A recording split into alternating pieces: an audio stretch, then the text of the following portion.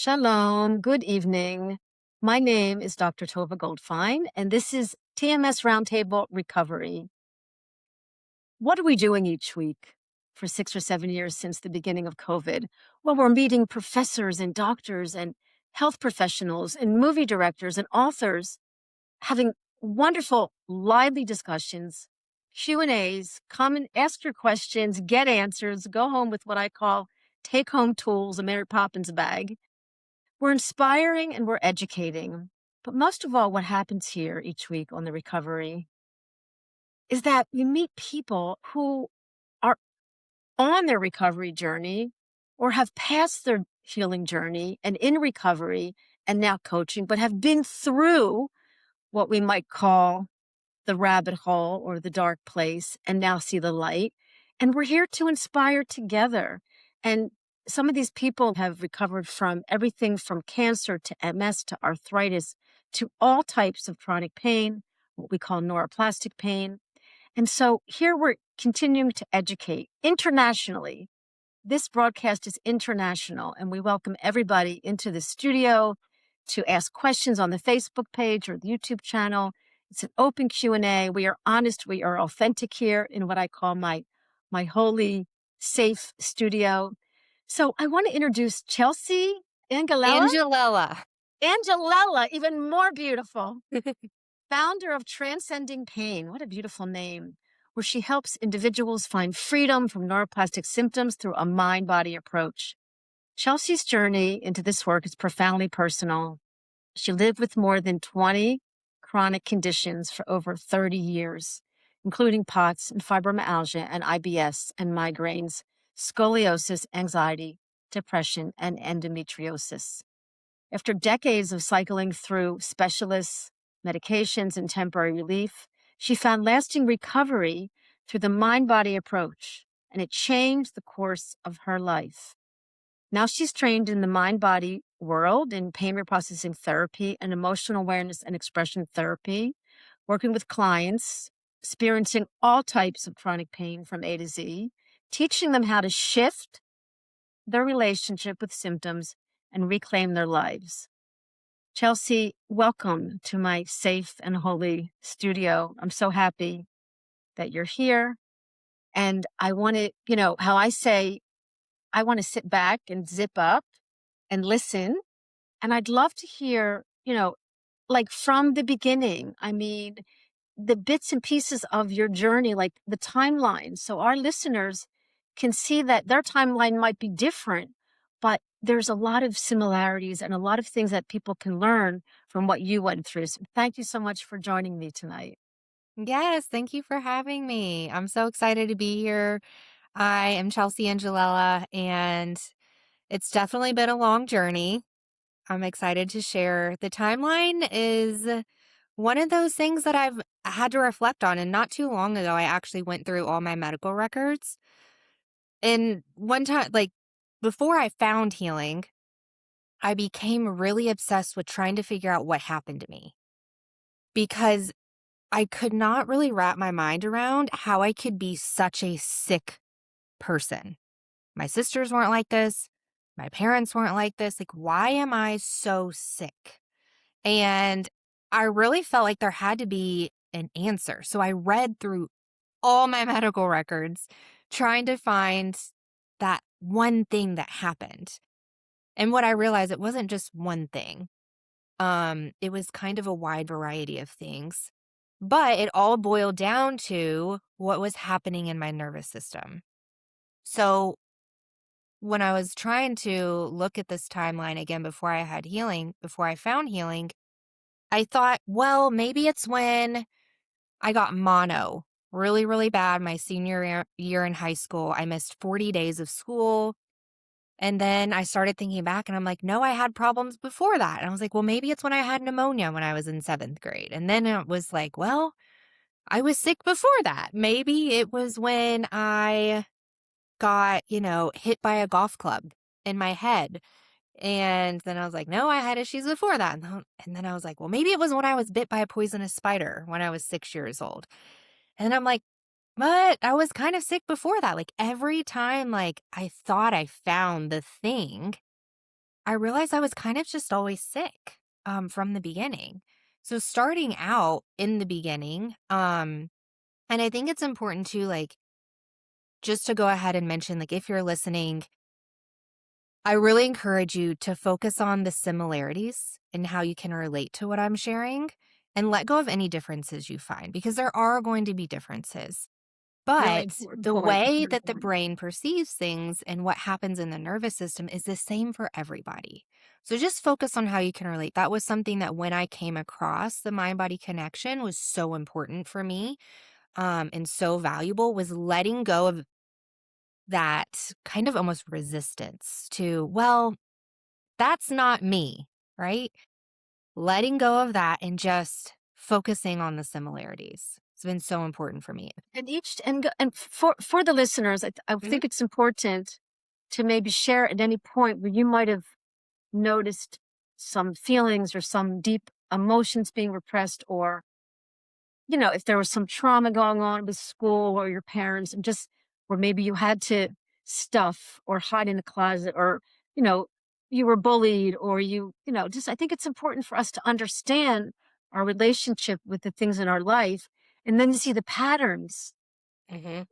and how we can that's how we can get to the healing as well, to Right. this awareness. So share that with us.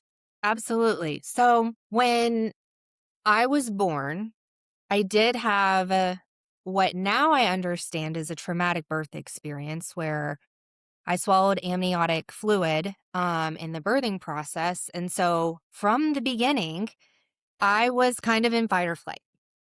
And not only that, I had a very caring and nurturing mother, but she also was going through a lot herself.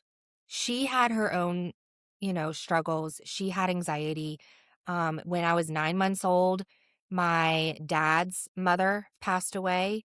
When I was 2 years old, my mom's mother passed away. My mom also, I'm the oldest of three siblings. And so my mom had a lot going on. My dad had a lot going on. I was in a household where there was a lot going on. And it kind of makes sense now how, you know, that can kind of like affect us, right? When other things are happening in the environment, it impacts our nervous system. And growing up, I was very conscious of the fact that, when I was 6 years old, my mom had a 4 year old and she had a 2 year old, and they took most of her attention. So, as much as I could, I tried to be self sufficient. I tried to be the big sister, take on responsibility, not bother my mom with stuff. Like she's got I was always very intuitive when it came to that. And I was very sick. I was always sick. Everything that came across school, I picked up. When I was in elementary school, that's when the allergies really started to develop. Well, before that, I had issues with, milk, couldn't have milk. There were some medications I didn't really tolerate. So my system was already kind of, struggling at that point in time. And so my brain was on high alert. So every time something came around, my immune system was kind of suppressed and more susceptible to getting sick.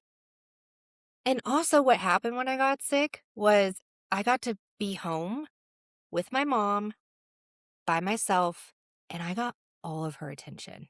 Boy. I got all of her love, all of her care. My sisters were at school, so it was just me, home alone with my mom, and everything felt so good. Everything felt so good. She made me my favorite foods.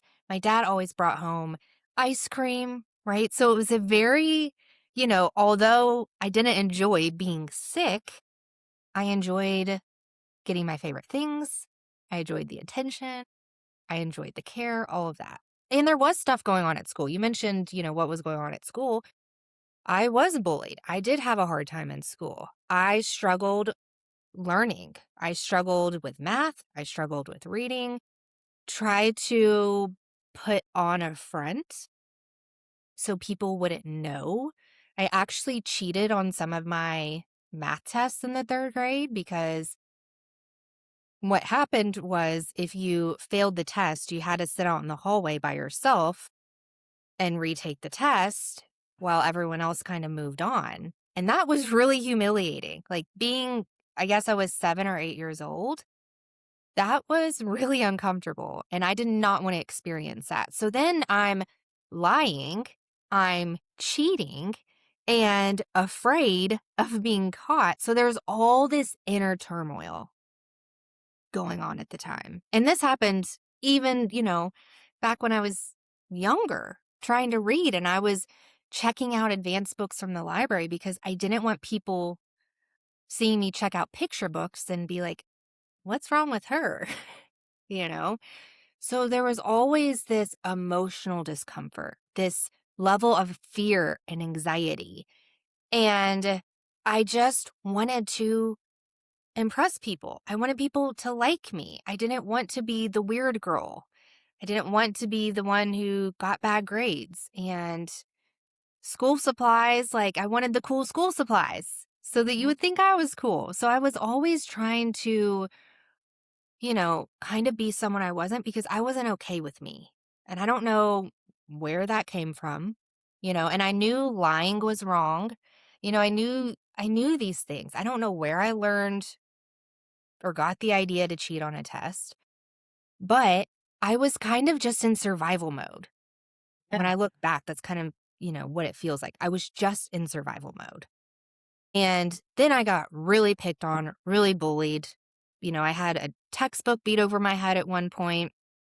Someone made a really mean and nasty joke in front of the entire class when I was in the 6th grade. And it was very upsetting to one girl. She even went home, told her mom, and her mom called my mom to check on me. But I didn't tell anyone because I didn't want my mom to be afraid for me or, I was always trying to protect other people. Just as much as I was trying to protect myself, I was Don't you also trying to see? protect You're other seeing people. all these little Mhm. T's, selling your soul, giving up your authenticity for a little bit of attention, and you were even aware of it. Sometimes we're not Mhm. even aware. And this is an immune system, the nervous system kind of like, I got to protect Chelsea. I got to up that protection. I got to bring in, the American Army. I got to bring in the Navy SEALs. Chelsea needs protection. And there goes an immune system that just, you know, completely crashes. So go ahead. So you're in high school, and I know in college some things were happening. Then what's going on? Was you obviously you functioned. You functioned. You went to Yes. high school. You went to college. Yes. So just to back up a little bit, like it was always like I had my first surgery when I was 7, I think, is when I got my tonsils removed. But what was interesting about that is I continued to have sore throats, even after my tonsils were removed. I had a lot of headaches and migraines, and I started seeing specialists when I was young. I was diagnosed with scoliosis and had a lot of back pain, started going to physical therapy when I was in middle school. So, high school is when things really ramped up. And that's when I started experiencing pelvic pain right around, puberty. And I started developing ovarian cysts and I had a lot of bursts and I had surgery when I was 15. And that's when they found some endometriosis and kind of cleared things out there. I was always missing school. I was always in the doctor. I was always being diagnosed with something. I was a part of a headache study when I was a teenager.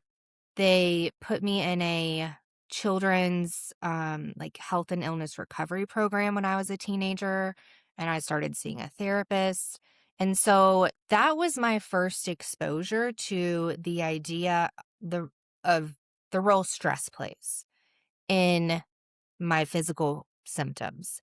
But no one could tell me that I wasn't broken, that there was nothing to be fixed.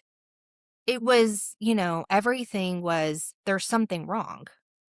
And I kept getting label after label. I was diagnosed with central pain processing disorder, abdominal migraines. This is all before I even got to college. And I just kind of accepted the fact that I was sick, but I wanted to be normal. I wanted to be a normal kid. And so I tried to pretend none of this was going on as much as I could, because if I did have to stay home from school, I couldn't play field hockey. I couldn't go to the lacrosse game, right? I wouldn't be able to go hang out with my friends. I wouldn't be able to go to work and make money and buy cool clothes and whatever. So I was very motivated and very driven to live a normal life as much as I could. But I had this identity of being a sick person. Was there any So, treatment at any point that doctors gave you that helped or that led you to even, and where did the stress piece come in when you were noticing the right. stress? So every time that I would be diagnosed with something, at first it was all medication. Every time I received a diagnosis, I was put on medication. There were sometimes my mom would just, like, according to my doctor's notes, my mom would just call, tell them the symptoms I had. They'd call me in a medication. So I was on a lot of medications. I mean, in high school, like when I was a teenager, I was on like 8 prescription medications at a very young age as a child, which I look back and I'm just like, how Oh, can they not see that? Like there was so much more to this story. Like, and no one, and it's like everyone was passing me off, you know? Well, and then when I had all these pelvic things, it was like, well, this could be endometriosis. This could be abdominal migraines. This could be IBS. A lot of the symptoms overlap. We don't really know. How about you go see a gastro? How about you go see an endocrinologist? And I'm just like, can anyone just yeah. tell me, like, get to the bottom of this? It was just very confusing. I spent a lot of time confused. Eventually, later down the road, I just stopped going to the doctor altogether. Like, I had racked up so many diagnoses, and alongside the physical diagnoses, I'm being diagnosed with anxiety, depression, bipolar disorder, PTSD. I mean, I've found notes of all kinds of mental health diagnoses, borderline personality disorder, OCD, like all of these things. I felt like a walking mystery diagnosis, and people are like, well, she doesn't have this label yet. Let's, maybe that explains everything. Rather than being like, oh, this all fits together. This is nervous system dysregulation. That's what's happening. Um, the stress part, when I was in the Children's Health and Illness Recovery Program and I was seeing this psychologist, we talked a lot about like stressors in life, relationships, how I interacted with people, expectations that either they put on me or I put on myself, expectations that I had of other people, how I would feel emotionally when people did not live up to expectations, what I could do for myself when I was feeling emotionally vulnerable or feeling like someone didn't understand me, because that was a lot of what I was experiencing as a child was, you don't understand. I'm not making this up. I can't just get over this. And I remember having this kind of, just contentious relationship with my dad. He's an engineer. He wanted to fix me. He wanted to Yeah, of figure it course. out. And trying to get him to understand things was really frustrating for me. And so a lot of what we worked through was like, how can I just kind of accept things for what they are? Because acceptance will kind of tone down that stress a little bit. Okay, I need to accept he doesn't understand. He's trying in his own way, even if it doesn't feel good. He does love and care about me. It's just not in the way that's helpful for me. How can I accept that? And how can I develop some healthy communication so that my nervous system feels better? Well, Which because they're right. that's not the language that was communicated, but now I understand that's what's happening. Right. But there was the So when medical trauma.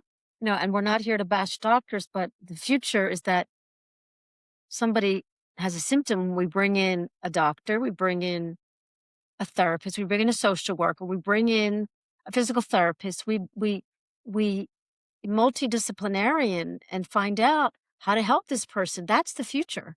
Mhm. And your parents were tunnel vision, all of our parents were, and the doctors had tunnel vision. So you were caught up in like a secondary and tertiary fear and trauma from just nobody really being able, and nobody even spoke to you and said everything's going to be okay, honey. And that's just because everybody else was freaking out, you know. Right. So Right. so go ahead. So you're in high school. This Mhm. is going on. You're aware. You're obviously aware. You're not, you know, and then what happens where something must have happened at some point in college where you got some help or you met somebody. Mhm. So in college, things really took a turn for the worse. And this is where a lot of the medical trauma came in because now my mom is not taking me to the doctor. So I'm showing up to the doctor. I look like a normal teenager, a normal college student. I look healthy. I look, I'm making good grades. I have a job. I'm functioning. So the the frustrating part for me, it really became kind of just really fed into more depression and anxiety about things and actually questioning, like, am I just crazy?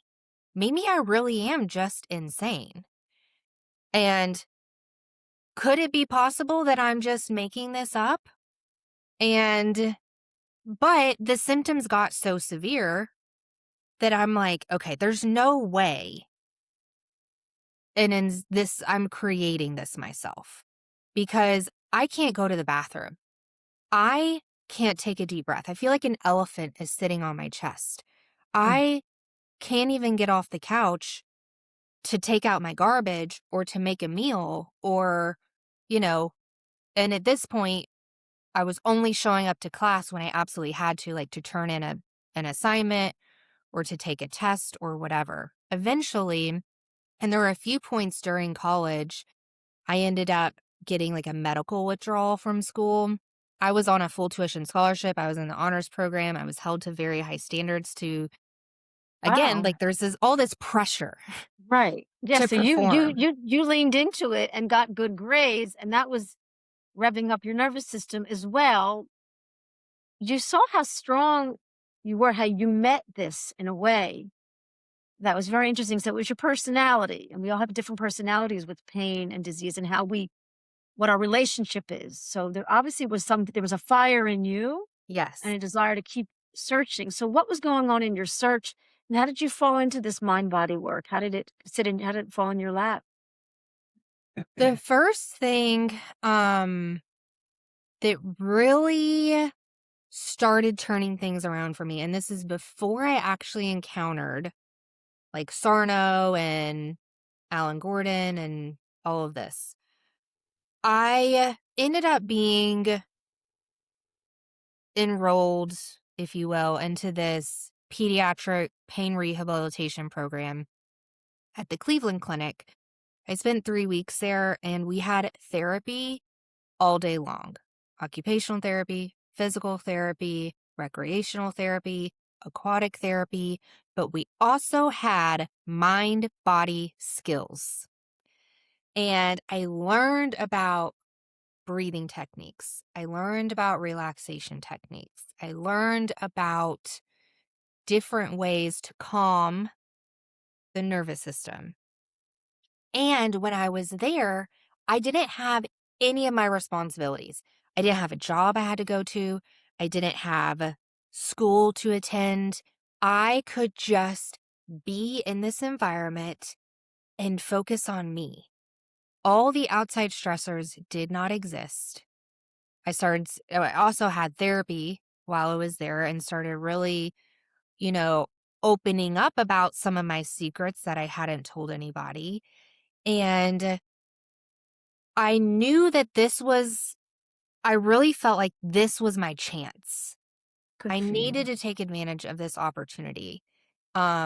Not everyone is afforded this opportunity. I felt very grateful my parents could afford to put me in a program like this.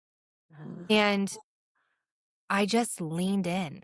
I leaned all in and I started applying everything I was Yeah, learning. you So when I left trusted, there, you let it in, and because there's fear, there's, you know, doubt, but you let this in and the timing of it, and I always call this, you know, synchronicity, the timing of it and everything, and you allowing it to happen. It's not just luck. You created this opportunity, and then you saw, like even just a tiny bit of change, maybe, but you trusted. I think you knew your body. You knew your body. You weren't scared. Am I hearing fear? I'm hearing more frustration, anger. I'm not hearing like that you feared the symptoms. You were just like, what is this? It wasn't fear. What do you think the deep emotion was? Sadness, anger, fear, guilt, shame? for me, it was more confusion than anything. I just couldn't understand. Like intellectually, I'm like, this doesn't make sense to me. And I think that's why when I did end up encountering the mind body approach, the educational piece was that missing link for me. Understanding the mind body connection and the science, and that I wasn't actually broken, that there actually wasn't anything to fix. I was just a human having a human experience. And I didn't have the tools to be able to cope with the stressors and all of the things. I didn't have this understanding and awareness. So when I left the pain rehab program, I had really felt a light at the end of the tunnel for probably the first time. Because I really thought I'm probably just going to be stuck in my parents' house forever. Who knows if I'll ever get to graduate college, because every time I am enrolled in classes and going to class, I end up having to withdraw. It ended up taking me 8 years of going to school to actually get a degree. I just I just remember feeling, okay, maybe there is hope. Like maybe I am going to find a way out of this.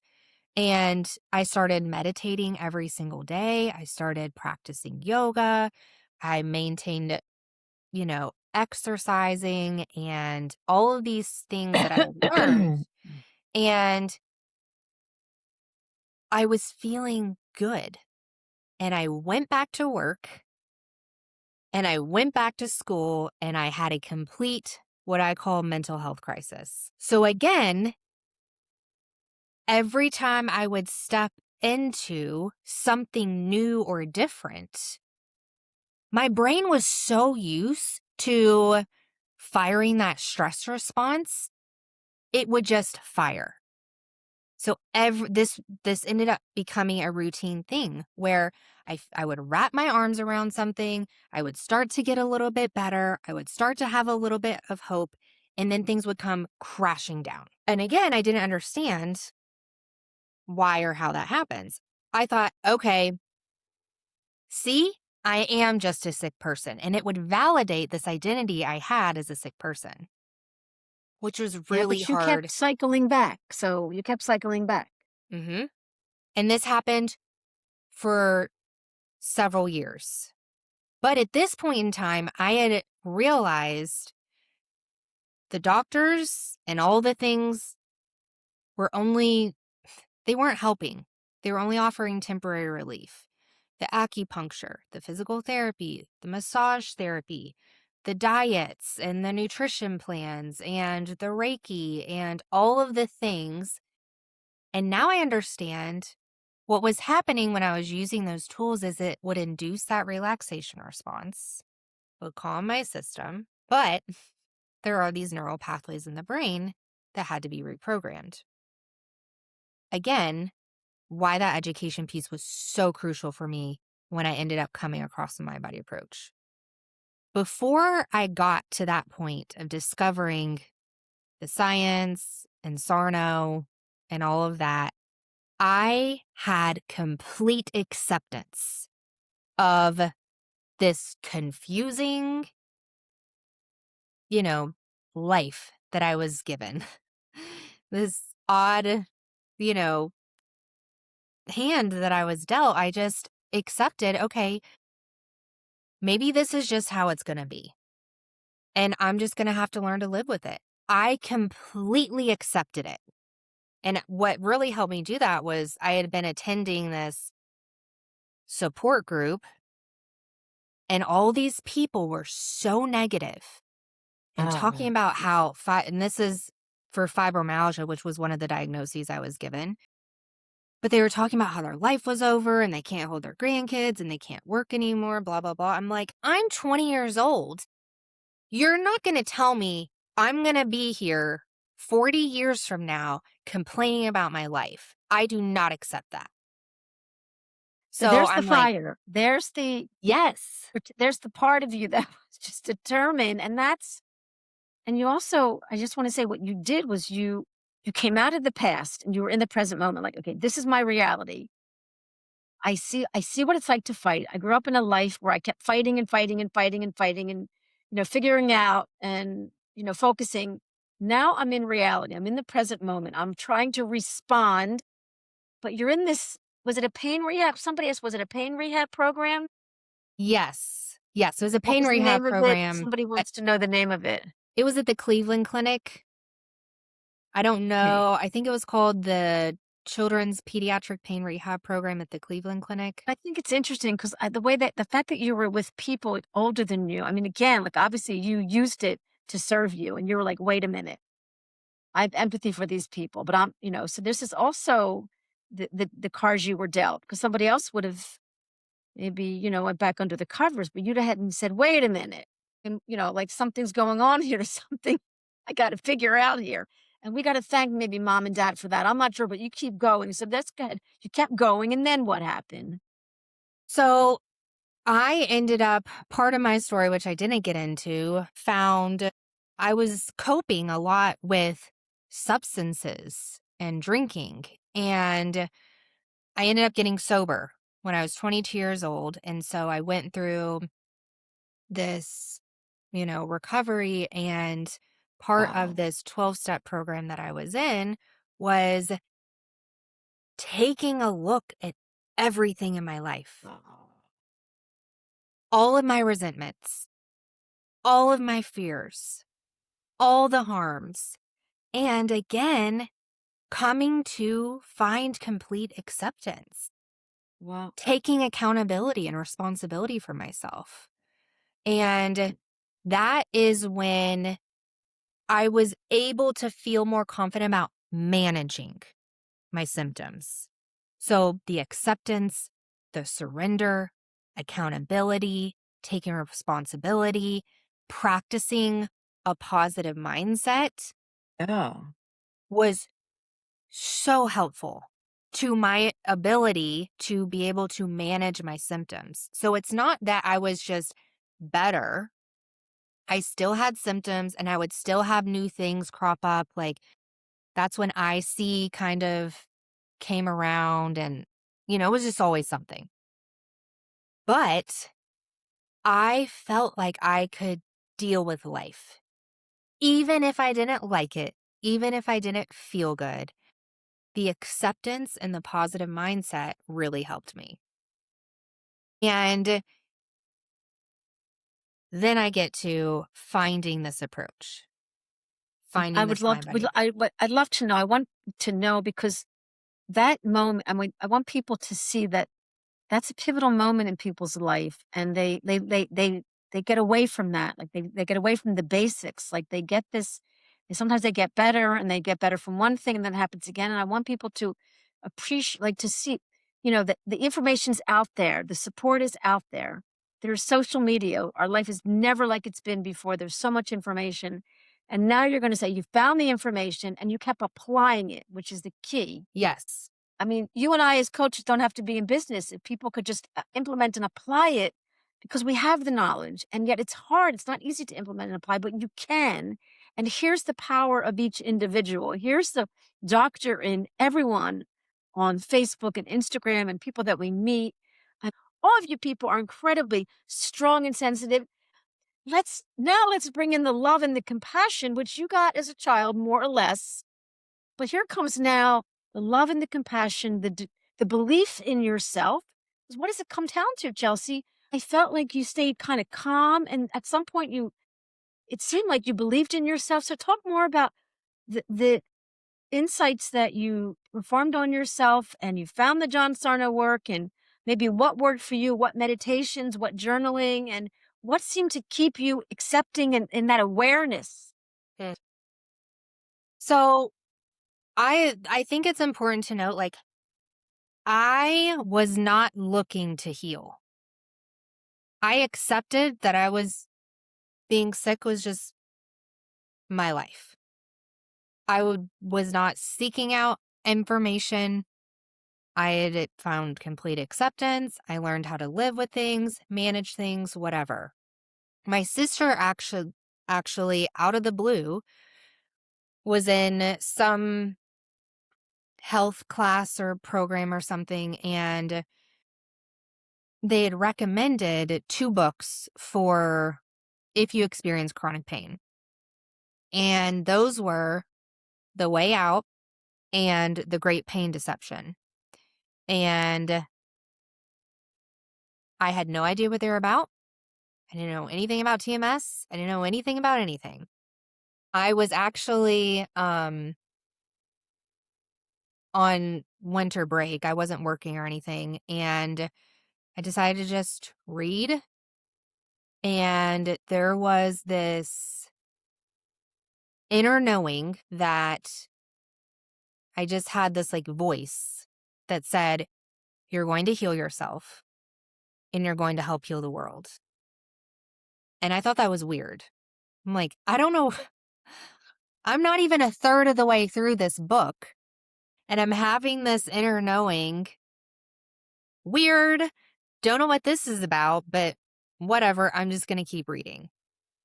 And as I was reading, like I said, I let go of any differences.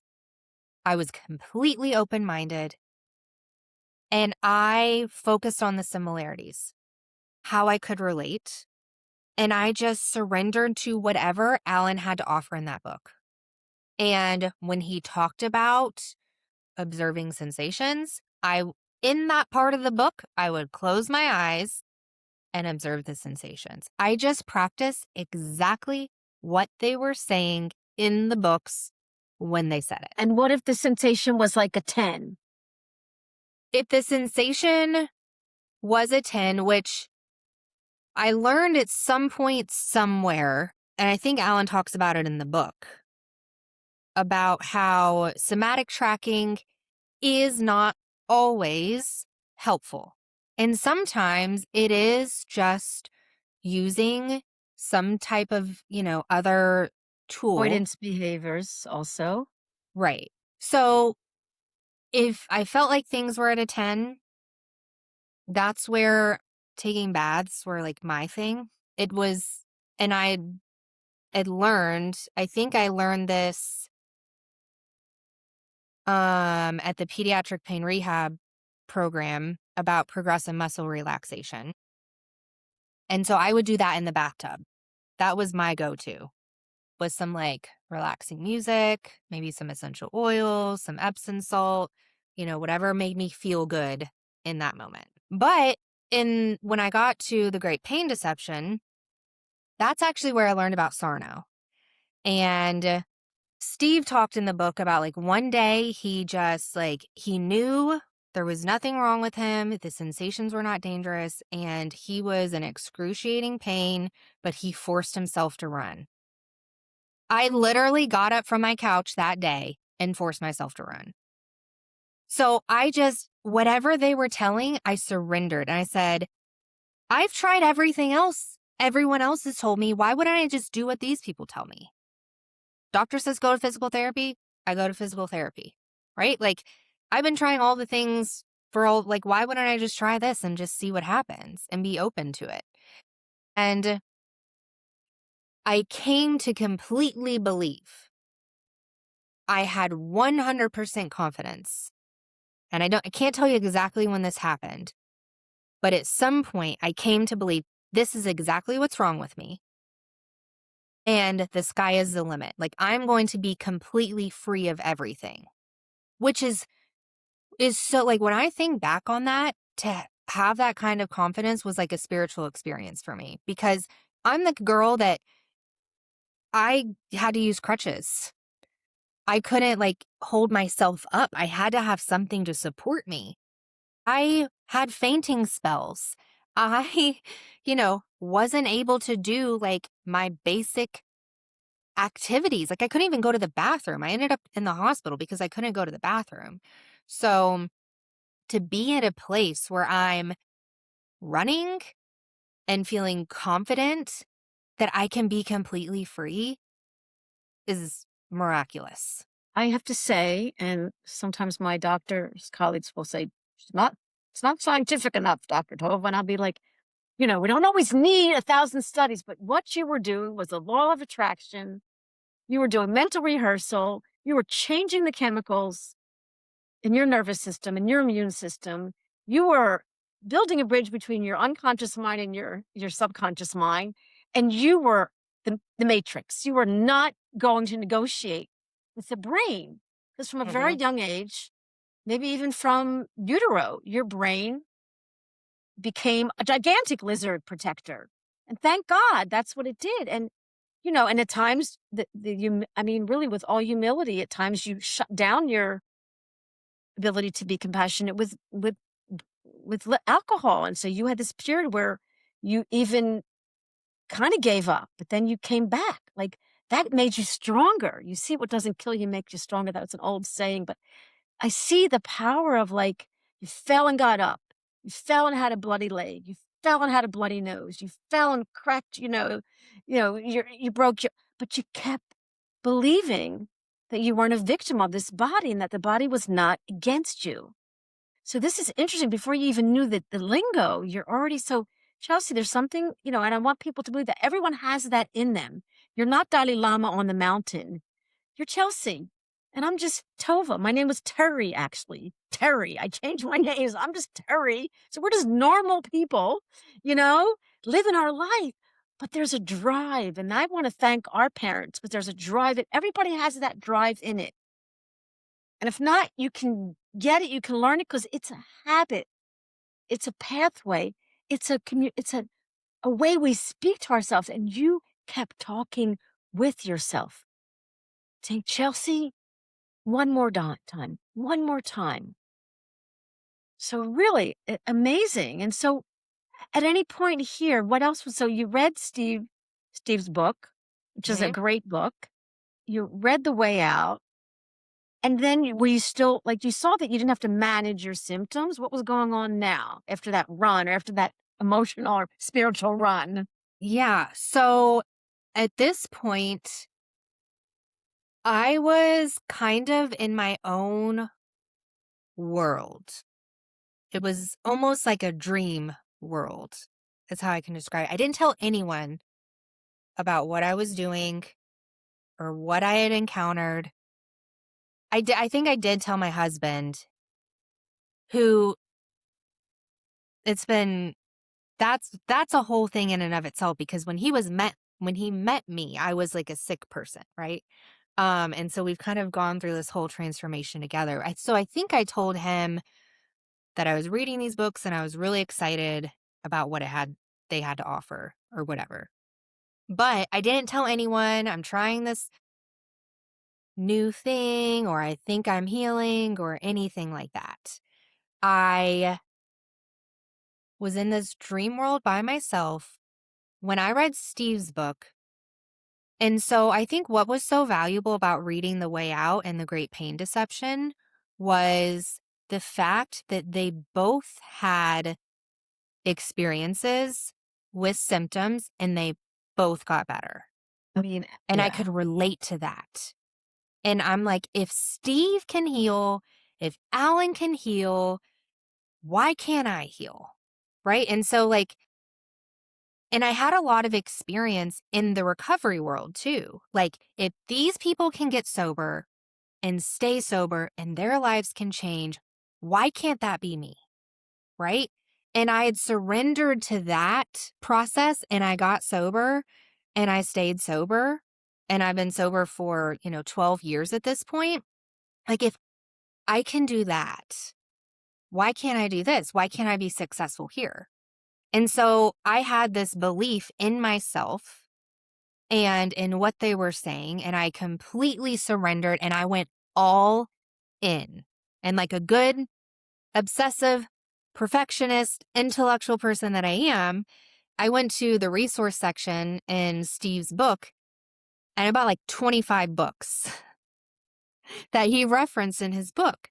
And so I read, that's when I came across and read Healing Back Pain, Mind Body Prescription, a really powerful Louise Hay's You Can Heal Your Life was really powerful for me, as well as Getting Well Again by Simmons. I don't know if you're familiar with that book, but they started this treatment program for cancer patients, and they use this imagery and visualization alongside their traditional treatment, of course, and the powerful effect that that had on cancer. And I started really visualizing myself doing whatever I wanted to do, eating the foods that I wanted to eat, having the experiences I wanted to have. Because at this point, like, I had given up so many foods. I had been gluten-free. I was vegetarian. We all try so many things to try to fix us. And one of the most powerful moments I had, I'm like 2 months into this personal dream world healing journey, I go to a basketball game and I get an ice cream cone. And, dairy was something that I really limited at that point. Gluten is something that I hadn't had in 10 years. And I had this ice cream cone and I'm sitting there and nothing happened. I didn't have any symptoms. And it was like the gates of heaven open for me. I'm like, I have arrived. Like, this is it. Like, I'm actually healing.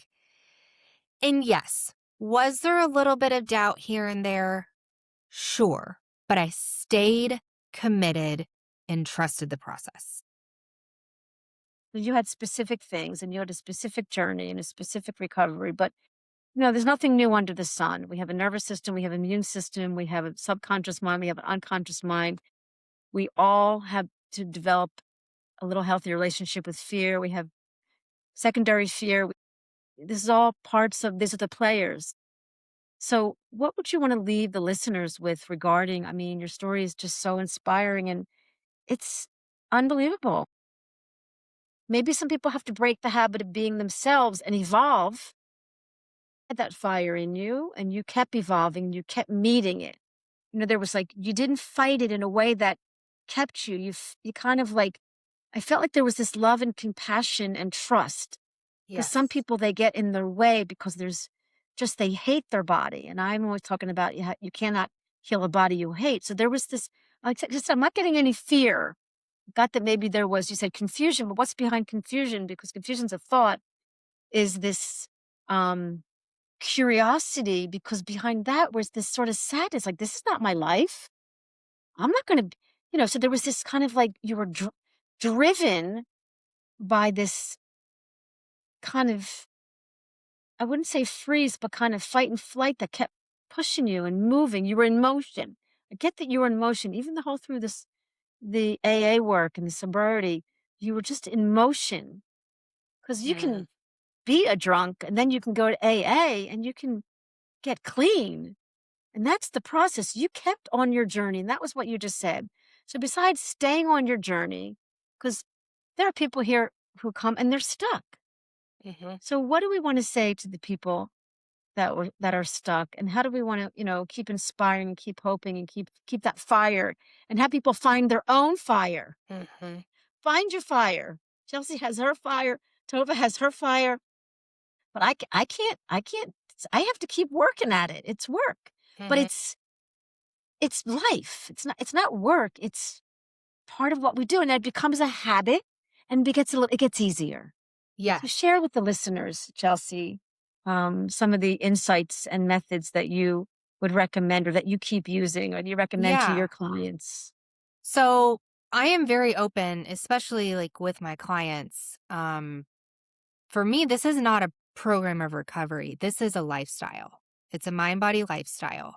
And I think that's what allowed me to have such, you know, quick, successful transformation when I did encounter the science, was that I was already using a lot of the tools that we talk about.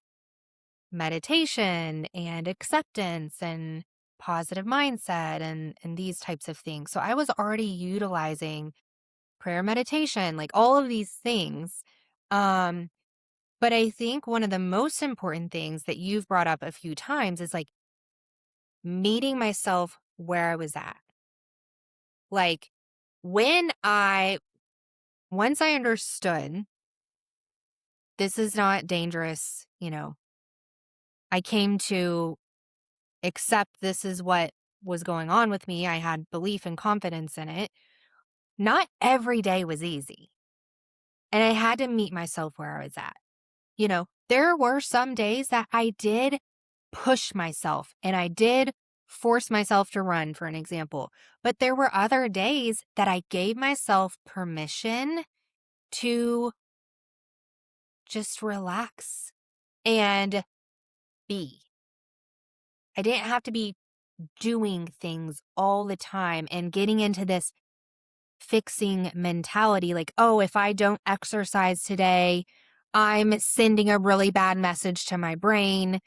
It's like I'm giving myself permission to just enjoy not pushing myself. And if I want to watch TV, that's not terrible. If I want to, play the piano, okay. Like meet myself where I'm at. Like what is helpful for me right now?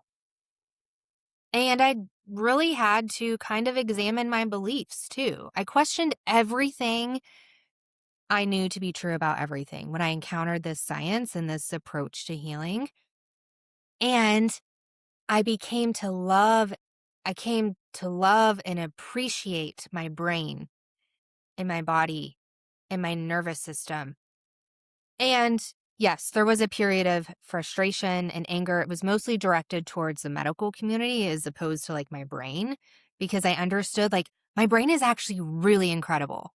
And seeing everything through the lens of, curiosity and, just like awe and wonder. And how cool is it that a brain can do so much? And if my brain can create the most off the wall, crazy symptoms on the planet, which we didn't even get into like symptom specific, but there is no way it cannot give me freedom. That's the name of a book. So let's answer Marie's question. Hold on. You see it? Yes. Can you read it? Yeah. I feel like as far as the symptom imperative goes, I think that's a little bit of what I was experiencing all throughout my life when I was given all these diagnoses. Now that I know, how that works. But when I actually encountered this approach and started going on this, healing journey through the mind body lens, I did have a symptom imperative, but I knew exactly what was happening. And it was things like I had a lot of eye symptoms and itchiness and dry eyes and things like that. But I knew exactly what was happening.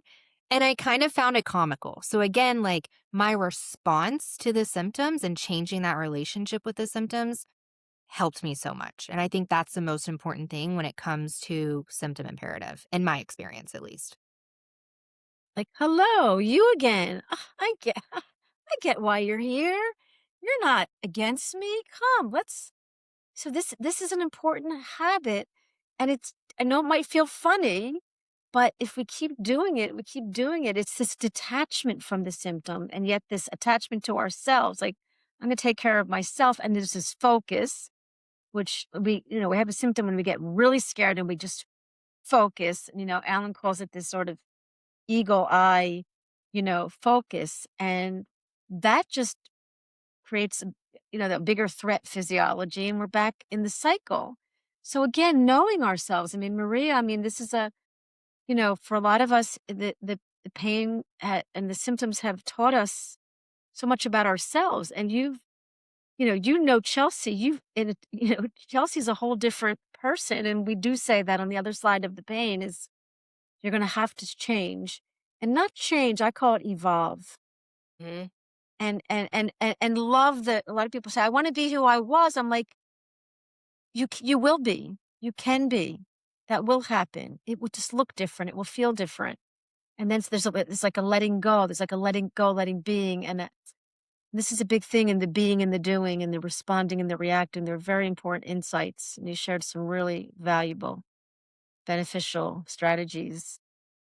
So anybody else have any questions before we round out the hour? And I'm so appreciating you sharing and commenting.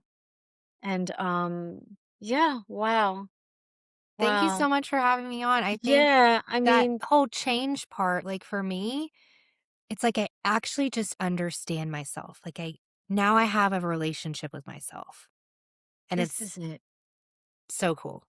Yeah, and you were able to be, what I call kind of like really honest with yourself. Like you cheated because you were in survival mode. I mean, we all have that, our shadow selves. I mean, this is what we do to get love and attention. And so really, and I'm so grateful that we connected. I'm so grateful you're in this community.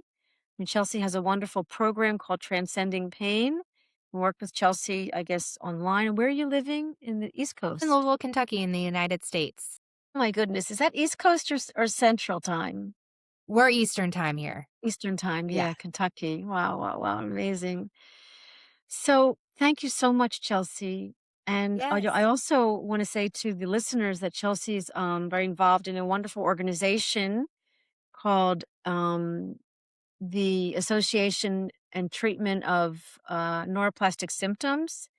And there's enormous amount of resources, free resources for you. You can email me, you can WhatsApp me, you can message me on Facebook, and I'll send you their Facebook page. There's unbelievable resources, for free resources, amazing resources, and we're all members and we're all helping. There's a directory of coaches and practitioners.